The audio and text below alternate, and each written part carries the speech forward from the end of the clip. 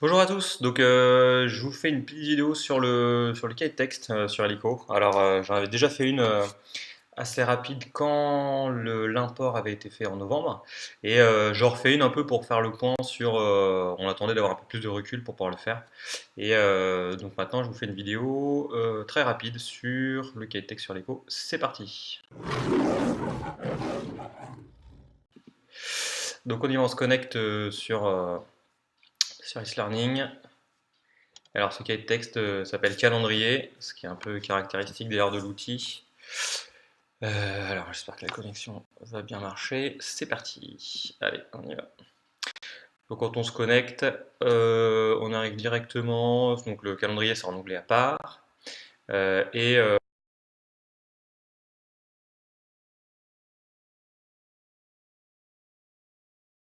Là, on est abonné. Et donc il faut faire un peu le tri dedans pour avoir. Moi j'ai conservé que les 5 cours des 5 classes que j'ai.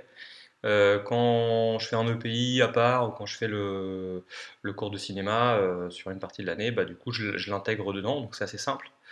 Là, je n'ai gardé dans cette partie-là des cours que les 5 cours avec mes 5 classes. Si je veux en rajouter ou en enlever, parce que je suis abonné à beaucoup de cours, je regarde tous mes cours. Donc là, vous voyez, j'en ai un gros paquet. Bah, si je veux prendre par exemple voilà, le cours découverte du cinéma, si je le coche ici, il va apparaître voilà, dans mes cours favoris en fait. Et du coup, il va apparaître aussi dans le calendrier. Voilà, il est là, découverte du cinéma. Donc ça veut dire que faut faire un peu le ménage parce que si vous êtes abonné à beaucoup de cours, vous allez avoir tout qui arrive sur le calendrier et du coup vous n'allez plus rien comprendre, ça va se chevaucher. Donc je vous engage à ne pas le faire. Bon, alors l'autre système, si vous voulez pas enlever, faire le tri dans les cours comme je viens de vous montrer, c'est que vous pouvez cocher et décocher les cours. Là je viens de décocher ce cours découverte du cinéma, je peux décocher en cours de troisième par exemple pour y voir un peu plus clair. Alors une fois que je suis dessus, bah déjà il faut vérifier que l'import se passe bien et qu'il n'y ait pas de problème et que tous les cours correspondent. Là l'import a été fait il n'y a pas longtemps et donc du coup ça fonctionne bien, on commence à avoir des imports très réguliers. Alors une fois que je veux compléter une fiche de cours, en fait c'est très simple, j'ai le petit carré qui correspond à une heure de cours. Si je clique dessus, j'ai le titre et la description. Là je fais des copier-coller avec mon cours à moi en fait, donc sous format Word ou sous d'autres formats, c'est assez simple. Je peux pas, et ça c'est la grande question qui m'a été posée plein de fois, contrairement à Pronote évidemment, je peux pas copier directement toute la séance. Alors ça c'est très pratique de copier le, la séance de cours entière avec le contenu, les ressources, le titre, etc. De tout copier et d'aller le coller sur l'autre classe de troisième que j'ai à côté et de faire tout d'un coup, bah ça c'est pas possible. Donc il faut que je fasse des copier-coller de ça. Donc je vais copier le titre, voilà, et je vais aller le coller dans mon autre classe de troisième avec le même titre, et voilà, je vais le coller là. Donc c'est un peu embêtant. Et après je vais aller chercher évidemment la description et je vais faire pareil, des copier-coller. C'est pas hyper pratique. Surtout, ça va être encore moins pratique quand on va rajouter des ressources à chaque séance. Donc pour ajouter des ressources, je peux le faire directement en bas. Donc je peux mettre ajouter des ressources. Et là, je vais chercher des ressources. Comme d'habitude, soit évidemment, je peux faire un devoir, soit une tâche, soit je peux rajouter un fichier de travail, un fichier Word ou un lien vers quelque chose, vers mon Drive par exemple. Et donc si je le fais pour cette séance-là, bah du coup pour l'autre séance de troisième exactement la même, bah du coup je vais devoir faire la même chose quoi. Donc je vais devoir aussi aller cliquer sur ressources et le faire, ce qui est un peu dommage. Et donc ça serait très pratique qu'à terme on puisse remonter l'idée que on puisse faire des copier-coller directement, ressources comprises. Je peux aussi afficher plus d'options. Alors ça c'est pratique pour le devoir à la maison, notamment pour les devoirs à donner aux élèves. Donc là j'arrive sur la partie un petit peu plus détaillée de ce que je veux faire. Alors tout le début je peux pas le changer parce que là je suis sur un cours qui est un cours officiel qui vient de se connaître, donc qui vient de la base académique, donc je peux pas changer le calendrier, je peux pas changer l'heure de cours. Je retrouve mes éléments de contenu et mon titre. Et puis, si je veux donner du travail, donc il y a un petit truc qui est pratique, là, c'est afficher le champ de la prochaine unité de cours. Et du coup, pour choisir la date, il va me trouver automatiquement les prochains cours. Donc là, j'ai fait un cours hier avec les troisièmes, je les vois pas vendredi parce que je suis en formation, et je les vois lundi prochain, donc je leur dis, bah, remplissez pour le prochain cours. Le prochain cours, c'est le 18, et du coup, il me le met par défaut avec la bonne heure. Donc ça c'est pratique, je leur dis ce qu'il y a à faire et je leur donne une ressource particulière. Voilà, donc là ils ont un devoir à la maison et un tutoriel. Alors, devoir à la maison, ça c'est important, parce que si je donne en devoir à la maison, ça sera visible dans le calendrier. Donc, ça je ne le modifie pas. Et ça, c'est l'autre aspect que je trouve pas pratique et qu'on pourrait peut-être faire remonter aussi. C'est que vous voyez, pour certains cours, quand je donne en devoir à la maison, il y a ça qui s'affiche. Cette petite icône avec une règle et un crayon, je sais pas si c'est une règle. Et du coup, ça veut dire qu'ils ont un devoir à la maison.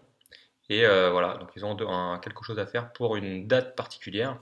Ce devoir à la maison, ils peuvent me le rendre en ligne s'il y a besoin. Mais on peut pas faire de différence entre les devoirs à la maison pas à rendre en ligne et les devoirs à la maison à rendre en ligne. Et ça, c'est dommage aussi. Il faudrait faire la distinction entre les deux. Alors ça donne un peu de visibilité aux devoirs à faire. Le gros problème, c'est que les élèves, il faut qu'ils aillent chercher le devoir à faire soit ici, dans le jour où on le donne, soit qu'ils aillent dans la séance pour laquelle c'est donné. Et au début, normalement, alors c'est peut-être pas celle-là, et au début de la séance, alors pour qui j'ai donné là? J'en ai vu une tout à l'heure. Voilà, il doit avoir le devoir à la maison qui arrive, qui est en haut, un petit peu comme dans Helico ancienne version. Mais je trouve que ça, c'est pas très visible. Et c'est dommage qu'ils aient pas un répertoire ou un endroit où ils puissent voir la liste de tous les devoirs qu'ils ont à faire comme d'habitude. Alors ils peuvent regarder dans la liste, eux évidemment, et eux, ils ont la liste de ce type-là.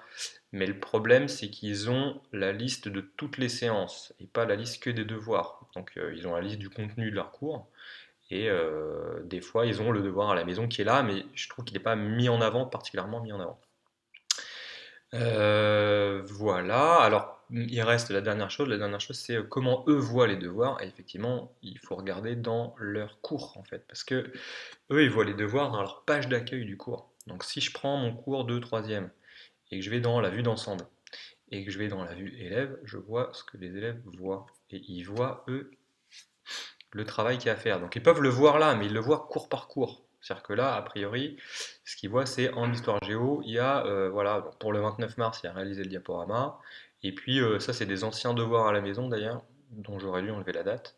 Mais du coup, ils voient, voilà, c'est celui-là qu'ils ont à faire pour la prochaine fois. Du coup, moi, il faut que j'arrive à enlever les dates des anciens devoirs, ce qui n'est pas très pratique pour moi parce que il y a des devoirs pour lesquels j'ai pas mis la date de fin, il faut que je le fasse. Ça fera le tri un peu dans leur visibilité. Et donc ils vont voir au mieux une liste à jour de devoirs qu'ils ont à faire là en histoire géo. Et s'ils vont sur leur page d'accueil à eux, alors là je peux pas vous montrer parce que on n'a pas la vue page d'accueil, mais nous profs on a tâche de suivi ici avec voilà toutes les choses que les élèves nous ont rendues et qu'il faut qu'on corrige. Par contre, eux doivent avoir la liste de toutes les tâches qu'ils ont à faire et de tous les devoirs qu'ils ont à faire ici. Le problème, c'est qu'il faut que tout le monde fasse attention à ces dates de fin là, parce que sinon on a beaucoup trop de choses à faire. Voilà. Voilà ce que je peux vous apprendre sur le calendrier dans les connaissances que j'ai actuelles du module calendrier. Donc il fonctionne. Normalement, si les mises à jour sont bien faites par l'administrateur, vous avez tous vos cours. Les élèves peuvent aller voir quand même tous leurs cours, ils ont cette vision calendrier, ils ont tout. Il faut qu'ils fassent un petit peu attention pour aller voir les devoirs. Nous, ce qu'on aimerait bien, du coup, c'est pouvoir faire ces copier-coller plus facilement, copier-coller carrément la séance, et faire des copier-coller pour les autres. Pour, je pense aux profs qui ont 6 fois les troisièmes, enfin qui ont 6 classes de troisième ou 6 classes de cinquième, eux, ça leur ferait vraiment plaisir. Et puis, cette histoire de devoir là, moi je trouve ce qui serait sympa, c'est qu'ils aient une liste claire, précise à un endroit. Alors la page d'accueil, moi je leur dis, mais ils ont du mal à aller le voir quand même. Et qui est quand même quelque chose de plus simple dans la vision élève de l'ensemble des devoirs qu'ils ont à faire.